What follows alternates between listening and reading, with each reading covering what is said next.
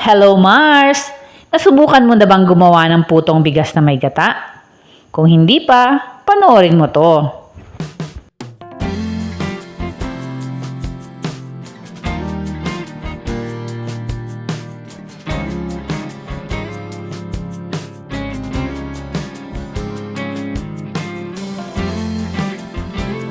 Gagamit tayo dito ng 2 cups ng ordinaryong bigas.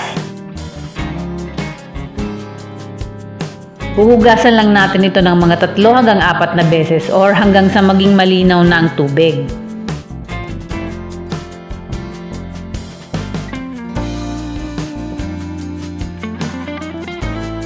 Kapag malinis na ang bigas, lalagyan ulit natin ito ng tubig at ibababad natin overnight.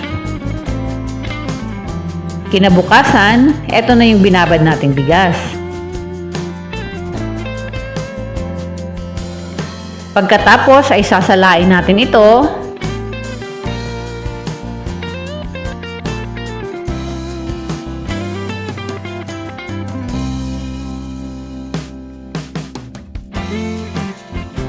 Eto na yung tubig na pinagbabara natin ng bigas.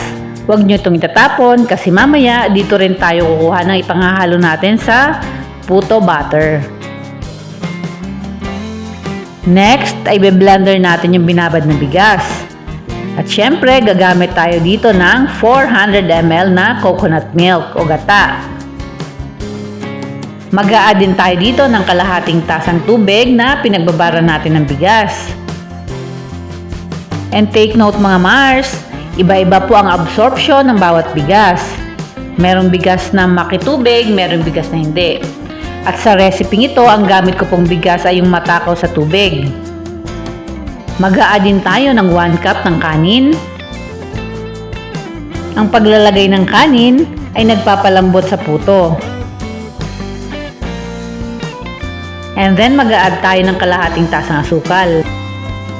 Kung gusto nyong mas matamis pa, pwede naman kayong magdagdag. Maglalagay din tayo ng kalahating kutsaritang asin, 3 kutsarang baking powder. Ibe-blender lang natin ito hanggang sa maging smooth na yung texture. Huwag nyo lang pagsasabay-sabaying i-blender lahat ng ingredients kasi mahihirapan yung makina nito at may tendency siyang mag-overheat. Pag ganito nakasmooth ang butter, okay na yan.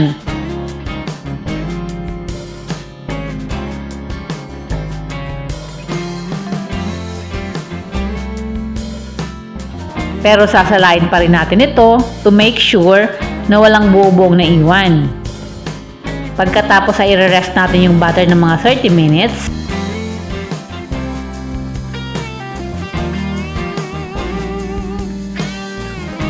Lalagyan natin ng dahon ng saging yung molder. Just make sure na iinitin nyo muna ito bago nyo gamitin. Dahil kung hindi, mapupunit yung dahon.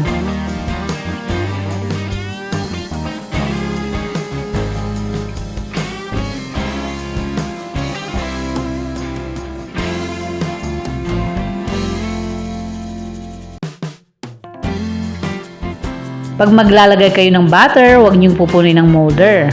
Kasi aapaw yan habang niluluto. Ayan, we're ready to steam. Lulutuin lang natin ang puto ng 25 to 30 minutes. Kung gusto nyo ng putong pumuputok, lutuin nyo to sa high heat. Pero yung ginagawa ko, I'm sure hindi to puputok kasi mahina yung apoy ng nilulutuan namin.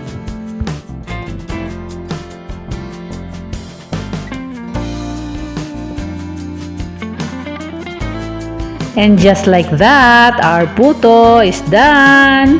O diba, ang dali lang gawin. Kaway-kaway sa mga abangers dyan.